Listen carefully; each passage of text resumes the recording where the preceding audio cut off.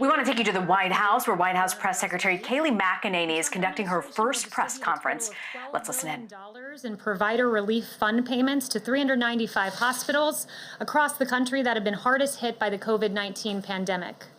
These hospitals have collectively cared for over 70% of the 184,000 Americans that required hospital inpatient care.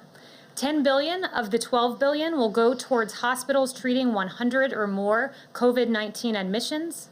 HHS is distributing an additional $2 billion to these 395 hospitals in proportion to the amount of care they provide to low-income and uninsured patients.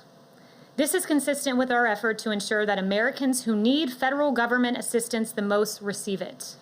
We'll be releasing a breakdown of the states receiving this funding and the counties receiving this funding, but for your awareness, New York, New Jersey, and Illinois receive the most funding by state, while New York, Bronx, New York, and Cook, Illinois receive the most funding by county as determined by our metrics. Our healthcare providers, as President Trump has repeatedly acknowledged, are our heroes as we work to defeat the invisible enemy. This relief funding will help these heroes defeat this virus. In reacting to CARES relief, I love what this one provider said. He said, thank you and God for this relief. I have tears in my eyes out of gratitude for these funds. Thank you so, so, so much. Additionally, 100 flights as part of Project Airbridge have been completed to date. These flights have expedited nearly 1 billion pieces of PPE for our healthcare heroes. The third phase of coronavirus relief also included $320 billion in additional funding for the Paycheck Protection Program, which, as you all know, provides forgivable loans to small businesses in order to keep their employees on payroll. This program has been extraordinarily successful. During the first round of PPP loans, 1.6 million loans were issued to small businesses. Of those 1.6 million loans, 1 million of them were given to companies with 10 or fewer employees. So it has gone to small businesses and businesses that need it most. But the PPP, look, it's not just another government program. This is supporting everyday Americans who, through no fault of their own, have found themselves in this predicament. We saw this firsthand at the White House on Tuesday. On Tuesday, President Trump welcomed small business owners and employees to the White House. These small businesses received PPP loans, which helped them pay their employees during the pandemic. Biddy & Bose was among the small businesses welcomed to the White House. Biddy & Bose employs 120 people with intellectual and developmental disabilities. It's a coffee shop not too far away from here. Biddy & Bose had to temporarily close its doors, but because of PPP loans, Biddy & Bose was able to rehire all of its employees. I had the real honor of getting to meet Michael Hoyp. He's one of the employees at Biddy & Bose, and he offered some words of encouragement to our country, and they really touched my heart, and I think they'll touch the heart of America, if you guys wouldn't mind playing those remarks. You, President Trump and Ivanka, thanks a lot for inviting us. Thank you, Mr. President, for having us. I love my job, and I am excited about going back to work. At Biddy & Bose, we like to use the phrase called not broken. That means me and all my amazing coworkers are not broken, and we have lots to offer. I know the great country of the United States isn't broken either. So on behalf of myself, Megan, and Amy, and all the employees of Biddy & Bose, thank you for inviting us over. You guys are a family. Love you guys.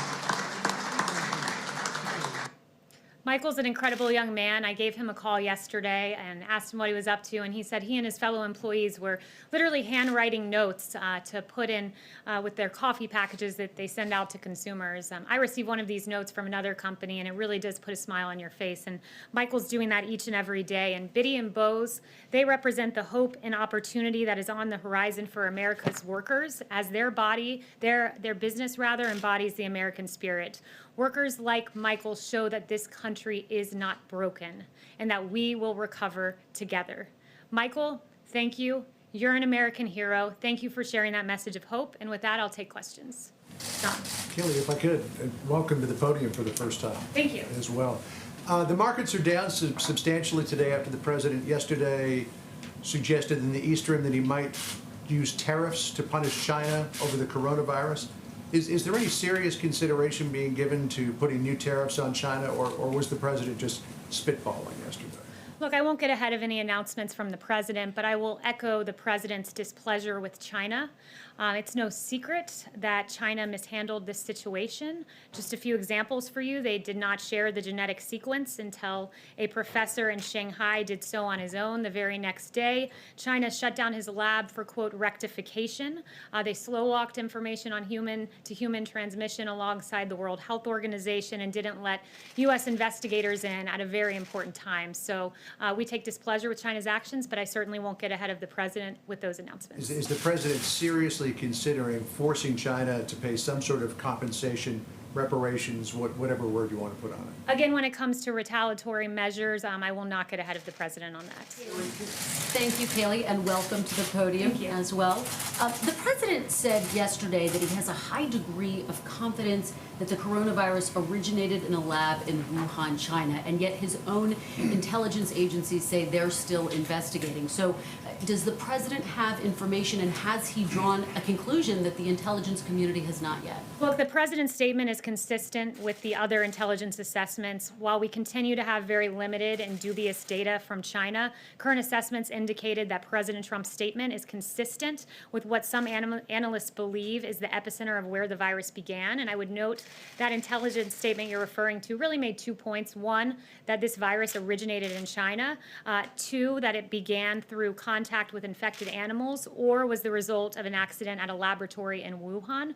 So I consider that consistent with what the president said, that he's seen intelligence suggesting it could be in the Wuhan laboratory. Yes. Seem to lean into the idea that this started in a laboratory, whereas the statement that we saw from the DNI said we're still investigating those two options that you just laid out. Is the president in any way creating mixed messaging by not saying we're still investigating? No, let me remind everyone, intelligence is just an estimate essentially, and it's up to policymakers to decide what to do with that intelligence. In this case, the policymaker is the president of the United States, and he'll make that decision at the right time. Is the president any close to deciding what to do about China? Has he received any recommendations of the consequences? Is he anywhere near a decision? Look, again, I won't get ahead of the president's decision or the timing of that decision, but he takes this very seriously because the decisions of China that I referenced, slow walking some of that information, put American lives at risk. And rest assured, this president has one priority, and that is the safety and the well-being of American lives. Thanks so much, Kayleigh. Welcome. Since it's been more than 100 days since the press secretary stood up there, wanted to get a better sense of what your plan is. Are you planning to do these on a daily basis at this point? And also, will you pledge never to lie to us from that podium? I will never lie to you. You have my word on that. As to the timing of the briefings, we do plan to do them. I will announce timing of that forthcoming, but we do plan to continue these. John? Welcome to the podium. A question for you on Project Warp Speed. Can you give us some more details? The president said ultimately he's in charge of this project, but will there be a day-to-day point person on this? What's the budget for this project, and when can the American people realistically expect that there will be a vaccine available to everybody? Well, there is a day-to-day point person, and that's the President of the United States, President Trump. And with regard to vaccines, I would note the words of Dr. Fauci, which are these: going into a phase 1 trial within 3 months of getting the sequence is unquestionable, the world indoor record. Nothing has ever gone this fast. So what the president is doing, and under the president's leadership, we're in phase 1 faster than ever before, according to Dr. Fauci, and that should encourage the American people. In the budget, and then there's really no other point person. I mean, I know the president ultimately, I guess the buck stops with the president, but he hasn't put somebody on the staff. I'm not going to get into any details as to exactly how that works, but just rest assured we're on an accelerated pace to a vaccine, at least for this phase 1 portion of clinical trial. Budget Yes. question? Thanks. The Fed yesterday took an action that appeared designed to allow oil companies to access their lending facilities. So I'm wondering if the president has spoken to Chairman Powell about this, if he's happy about the move, and if the White House is considering any additional assistance to the oil companies. So I won't get into the president's personal discussions, but I would just note that the president is always looking out for the nearly 11 million American workers in the oil industry. I would also note that we're filling the Strategic Petroleum Reserve right now, and we'll buy 75 million barrels. So that's the only announcements I have on the oil front today. Yes, Talu. Thank you, Kayleigh. The president tweeted this morning about the protests in Michigan. He essentially said that the governor of Michigan should work with the protesters. He called them very good people and said that they are very angry. Some of those protests, I'm sure you saw, included heavily armed protesters, members of militia groups. I wonder if the president was speaking about those specific members who stormed the Capitol in Michigan when he talked about very good people. Look, the president was referencing generally that in this country you have a First Amendment right to protest. I think that's something we all treasure here, and we should, rightfully. You have a right to do that constitutionally, but you must protest within the bounds of the law. He encourages everyone to protest lawfully, and also to engage in our social distancing guidelines, which we think all Americans should engage in. Do you have any response to just the imagery of people with long guns essentially storming the Capitol, going into face-offs with police officers and intimidating in some way some of the lawmakers? Again, the president says that we must protest lawfully and act within the bounds of the law. Yes. Thank you for being here. When the president says we did a spectacular job, or when Jared Kushner talks about a great success story, some Americans see it as a lack of empathy. Do you understand their reaction? Look, Jared Kushner has, first of all, done a great job for this administration. And what I would say to that is that when he talked about a success story, he was talking about the story of this administration, which is a story of mobilization for the American people, the greatest mobilization of American industry since World War II. Of course, we grieve for every American life that has been lost, but we want the American people to be confident in the response of this administration, and that is what he was referring to. The fact that in the average year, the healthcare industry uses 25 million N95 masks, and we have delivered in this short time 75 million N95 masks, more than 3 times what the healthcare sector uses in a year. That's extraordinary. It's extraordinary that some in the media were saying that we needed 1 million ventilators, and this president we've needed far short of that so far. Not a single American has died for lack of a ventilator, and the fact that this president can look the American people in the eye and say, I am producing 100,000 ventilators this year alongside the private sector. 100,000 ventilators, that's 3 times what we produce in the average year. I'd consider that a great success on behalf of the American people. I guess it's more about the tone than the policy itself. We want to give the American people confidence that they have a federal government that is doing everything in our power to provide the necessary equipment to combat this invisible enemy. We grieve for the American lives. We've said that repeatedly. I will echo that today. My heart breaks for those. I pray regularly for those who are affected by the coronavirus. But we're going to give confidence to the American people that you have a federal government under President Donald Trump that's going to step up and give the greatest mobilization of the private sector since World War II. Yes. Thank you so much, Kayleigh. Thanks for being here. President Trump mentioned the situation in Brazil a few times this week. Besides talks of cutting off flights from Brazil, are there talks in terms of sending assistance to Brazil, sending PPE or ventilators to Brazil? And is President Trump planning to talk with President Bolsonaro? Well, the president has mentioned that he has sent ventilators around the world. Any excess supply, we certainly look to help other countries. But, in terms of a specific announcement regarding Brazil, I don't have any new information for you on that front today. Yeah, Kayleigh, welcome. One of the most important parts of your job, though, is to have access to the president. Can you give us some indication that since you've been named press secretary, what kind of access do you have to the president to get what he's thinking and relay it to us? Yeah, I can tell you this. I'm around the president almost the entire day. I was just with him before I left to come out and speak with you guys. I think my staff can attest to the fact that they have a very hard time finding me because I'm normally with the president in the Oval Office. So I'm consistently with him, absorbing his thinking, and it's my mission to bring you the mindset of the president, deliver those facts so this president gets fair and accurate reporting and the American people get fair and accurate information. Yeah. Thanks, Kayleigh. Just following up on Kristen's question, China's blocking the World Health Organization from coming in and investigating how this started. Shouldn't external investigators be allowed into Wuhan to determine, 1, how the pandemic started, and 2, maybe a way that we could expedite finding a cure for this thing? Look, there's no secret that China stopped U.S. investigators from coming in. It was of paramount importance that we got into China in an expedited fashion, and that didn't happen. With respect to the World Health Organization, they have some questions of their own to answer. The United States, as the president has emphasized, provides about $400 million to $500 million per year to the WHO, compared to China at roughly $40 million a year. But yet the WHO appears to have a very clear China bias. I mean, you look at this timeline, and it's really damning for the WHO when you consider the fact that on December 31st, you had Taiwanese officials warning about human-to-human transmission. The WHO did not make that public. On January 9th, the WHO repeated China's claim that the virus, quote, does not transmit readily between people. That was quite apparently false. On January 14th, the WHO again repeated China's talking points about no human-to-human transmission.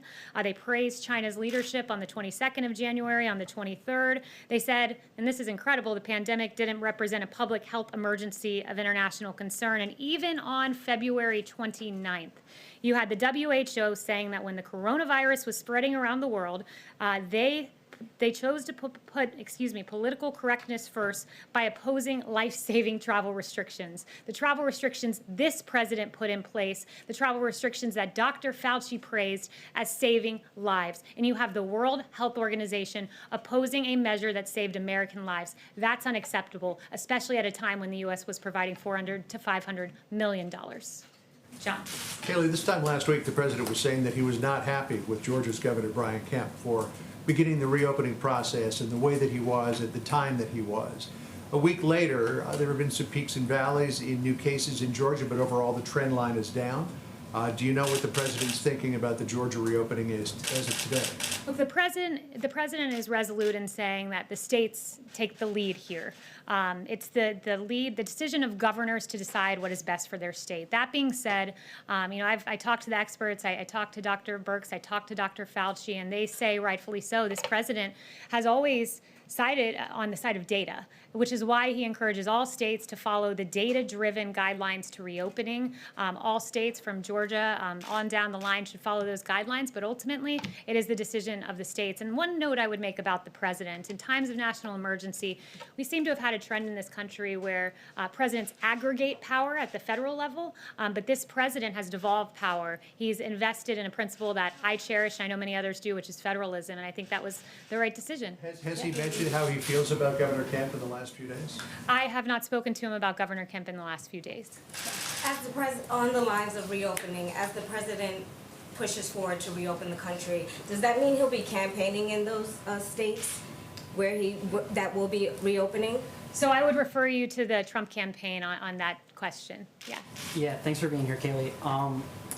You mentioned Dr. Fauci a minute ago. Are we going to have any more press briefings with Dr. Fauci and Dr. Birx and the health experts, or is the White House kind of shifting the message to focus more on the economy and less on the public health aspect? Well, let me back up and talk to you a little bit about how we approach disseminating information. When I talk with my colleague Alyssa and we plan out the communication strategy for this White House along with the president and Ben as well, what we do is we say, what is the best mode for the public to receive this information at this time? And we allow the news cycle and the needs of the American people to guide us. And at the moment, what we see happening, and I hinted at this in my gaggle last week, is you have 35 states, and probably more at this point, with plans to reopen the country. Americans are looking to reopening the country. We've had Dr. Birx in several events this week. They've been Dr. Birx and Fauci out on the airwaves. They're really incredible people and have done a great service for this country, but we allow the news of the day to guide us, what the American people need to hear. And right now we're in a reopening phase, which is why you've seen the president this week with CEOs, you've seen him with small business owners, with small business employees, today with some great heroes that have emerged from this pandemic and have done a lot of the hard work. So every day we approach this as, how can we disseminate this information? There's a need for information, which is why I'm here supplementing the efforts of this president to get the message out. I would also note he's the most accessible president in history. Took questions twice yesterday, twice the day before. You hear from him quite often, as well as our medical experts. So is the task force still meeting? I guess what's the role of the coronavirus task force? We still have hundreds of people a day are dying. So what role does the task force have versus the economic advisory groups? Yeah, the task force meets regularly. I go to those meetings. I hear them. Dr. Birx, I should say, is meticulously reviewing the data in granular detail. I watch them spend sometimes the upwards of 2 hours in these task force briefings. So those are still ongoing. Rest assured, we want a safe reopening. So we are prioritizing the health of the American people, as well as looking forward to reopening this country. Yes, thank you, Kayleigh. Back to the DNI statement from yesterday, there is a quote that I'd like you to give me a response to. It said, the intelligence community also concurs with the wide scientific consensus that the COVID-19 virus was not man-made or genetically modified. This was from the DNI statement. How do you see this statement? How do you understand this? And also there was a piece in the New York Times that said senior Trump administration officials have pushed intelligence agencies to hunt for evidence to support the theory that COVID-19 was made in a Wuhan laboratory. I can assure you that no one is pressing the intelligence community to come to a determination. The intelligence community statement stands. It's in perfect concert with what the president said. So, I encourage the media to convey the facts to the American people, which is that we're in line as an administration and we stand by the intelligence community, and that is in complete concert with what the president said yesterday. See, who haven't I gotten to? Oh, I've gotten to almost everyone. Okay, so we're in round 2. That's great. Yes. Thank you. Today, former Vice President Joe Biden denied allegations of sexual misconduct against him. Does President Trump take him at his word, given that, as the president has said, he has denied allegations against himself?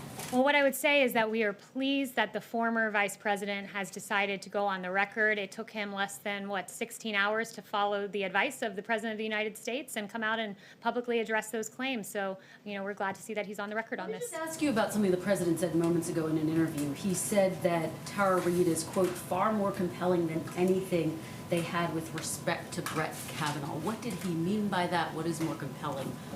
That's the president's assessment, so I would point you back to his words. I think it was a grave miscarriage of justice, what happened with Justice Brett Kavanaugh. There's no need for me to bring up some of the salacious, awful, and verifiably false allegations that were made against Justice Kavanaugh. That was an embarrassment for the Democrat Party to have dragged the name of a very respectable man through the mud like that. So I'll leave it at that. Yes, Kayleigh, as the radio pooler, I'm asking this on behalf of our colleague. There's word the decision to release Michael Cohen from prison to home confinement due to COVID-19 has been reversed. Did the White House directly or indirectly intervene here? No. So absolutely not, I would say there. But I am glad that you brought up justice, and because, look, there's, again, a case of injustice that is yet to be brought up today, but I certainly would like to bring it up, and that's the case of General Michael Flynn. What we've all learned from that should scare every American citizen. The fact that you had Jim Comey admitting in December of last year that he violated a protocol by directing agents to confront Flynn, something that he would not, quote, have gotten away with under previous administrations. The FBI told Flynn he didn't need a lawyer when they came to meet with him. McCabe told FBI agents that he didn't think Flynn was lying, and then all of that information we've learned over the last few months and years culminates in the fact that we have a handwritten FBI note that says, quote, we need to get Flynn to lie, quote, and get him fired. There was an unfair target on the back of General Michael Flynn. It should concern every American anytime there's a partisan pursuit of an individual, and that's certainly, at least those questions are raised with regard to General Michael Flynn, an honorable man who served his country. John. Yeah, Kayleigh, on that, when the president fired Michael Flynn, he said he was doing so because he had lied to the vice president and he had lied to the FBI. So, given all that you've just said, isn't it still true? Doesn't the president still believe that Michael Flynn lied to Vice President Pence and lied to the FBI? Well, first, let me address that. Vice President Pence is on the record about this. He said he's inclined to believe that Flynn did not intentionally mislead him. And I guess I would turn the question on you and just ask, does it trouble you that the FBI said, we got to get Flynn to lie? Doesn't that trouble you as a journalist? And not only that, as an American citizen? Well, it's certainly something worth reporting. It's not my job to say whether or not it's troubling, but the bottom line is the president said point blank that Flynn lied to the FBI and to the vice president. And I'm just asking a very direct question. Does he still believe that Michael Flynn lied to the FBI and lied to the vice president? And again, I'd point you to the vice president's statement that he's inclined to believe that Flynn did not intentionally mislead him. And I'm asking back that all of you in your coverage endeavor to report what is a very scary story when the FBI is saying, let us get someone to lie. I've seen very scant coverage of that. It's a story worth reporting and a story that I hope the American people, if you haven't heard it yet, are getting to hear for the very first time. Chanel? I think he lied still. Thank you, Secretary McEnany. Going back to the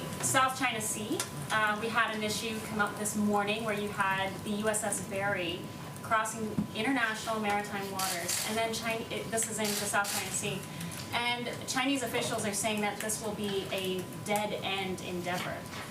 Has the president spoken with any side on the Chinese as far as what the United States is going to continue doing? Is the U.S. Navy going to just ignore these threats and keep going through these international waters? What are your responses to China's increasing aggression in the South China Sea again? Yeah, I have no news to report as to the president's conversations, and for the specifics of that, I would redirect you to the NSC. Yes. Thanks. In the same podcast interview, the president said that Democrats would, quote, have to give us a lot for aid to states. I'm wondering if you have any idea of what specifically the White House or the president is asking for, and secondly, what you'd say to somebody like Governor Cuomo, who says, the president's already told me, a few weeks ago that he would support this type of assistance, and why are we bailing out, airlines or defense contractors, but not the states that pay teachers or first responders? Well, first, you brought up Governor Cuomo, so I just thought it's a good time to remind everyone that Governor Cuomo has praised the president's response in this COVID-19 crisis, saying that what the president has achieved is a phenomenal accomplishment, and we thank Governor Cuomo for those very kind words. But on that note, with regard to funding to states, Phase 4 is something that we want to start negotiating on immediately and get to work on. The president has said, look, I will certainly look to consider helping states who have coronavirus reasons for the financial situation they find themselves in, but he doesn't want this to be an excuse for decades and decades of bad Democrat governance that have run some of these states into a financial predicament. So he has mentioned that in terms of the types of things he wants to see in this Phase 4. I don't want to get ahead of the negotiations, but I do want to emphasize that he has mentioned sanctuary cities. This is a really important issue that has cost American lives. Last year, our brave ICE officers arrested more than 120,000 criminal aliens charged with nearly 10,000 burglaries, 5,000 sexual assaults, 45,000 violent assaults, 2,000 murders, and in the last year, egregiously, 5,000 human trafficking episodes. So American lives matter, our brave ICE men and women matter, and it's something that he's mentioned he'd like to see in a Phase 4. I mean, you raised that, and the president's been kind of vague about this. Are you explicitly conditioning state aid on states or cities not saying that they would have sanctuary city policies? No, I'm not. No, not conditioning anything, but saying that is a negotiation item that the president will certainly bring up. Thanks very much. So the president has in the past denied any of the allegations from the many women who have accused him of sexual misconduct. But per that podcast today, he seemed to suggest the allegations that Tara Reade has raised are more, what do you say, credible than the ones against Brett Kavanaugh. What about the allegations that were raised against him, however? Why should the public, or what makes them any less credible than the allegations from Tara Reade? The president has swiftly denied all of these allegations that were raised 4 years ago. He has always told the truth on these issues. He's denied them immediately, and you're bringing up issues, like I said, from 4 years ago that were asked and answered, and the American people had their say in the matter when they elected President Trump as president of the United States. But, the media, leave it to the media to really take an issue about the former vice president and turn it on the president and bring up accusations from 4 years ago that were asked and answered in the form of the vote of the American people. just come back, Kayleigh, to John's question, because Kellyanne Conway spoke to this the other day and suggested that two things could be true at the same time. We now have the Vice President saying it's his belief that General Flynn may have unintentionally misled him. That's now 3 years after the fact. But the two things that could have been true at the same time were that Flynn lied to the Vice President and also lied to the FBI. If you remove the FBI piece of that, would the President still have fired Michael Flynn for his belief that he lied at that point to the Vice President? I mean, I'm not going to engage in a hypothetical, and that's essentially what that would be. But what I would say is echo yet again that this was a grave miscarriage of justice. I am very glad that the FBI thought to keep a paper trail, because what many have said for a very long time, pointing to the first few facts I shared with you, culminating in that handwritten note, I'm glad they kept such good documentation of their intent to slow walk General Flynn into a trap and to essentially create, as I mentioned, a grave miscarriage of justice. So FBI, at least we can thank you for the great note-taking. Let me follow up on that, though. John does bring up the point that General Flynn pleaded guilty to lying to the FBI. I'm not going to get involved in what was a matter of justice, though, in a sense. Do you not consider it a miscarriage of justice when you have the FBI writing, "We want to get someone to lie"? Is that a miscarriage of justice? But in the end, he pleaded guilty, and then that's... You hesitated because you know what the answer is. The answer is yes. That's up to a lot of other people to decide. And I would encourage the media to cover it, because I've watched a lot of your networks, I've read a lot of your papers, I've seen a whole lot of scant information about Michael Flynn, when there was a whole lot of speculation about Russia, culminating in $40 million of taxpayer money being lost, and the complete and total exoneration of President Trump. Thank you guys so much. I'm gonna cut this short now and go see my little 5-month-old here in a few hours. And let me just say this, the President at 5 p.m. leaves today for Camp David. It's going to be working weekend. He'll be talking with heads of states, with elected officials. We have a great event coming up this afternoon. And of course, everyone should watch the Fox News Town Hall with the President from 7 to 9 p.m. It'll be can't miss television, much like the highly rated President Trump coronavirus task force briefings have been. Thank you. Thank you.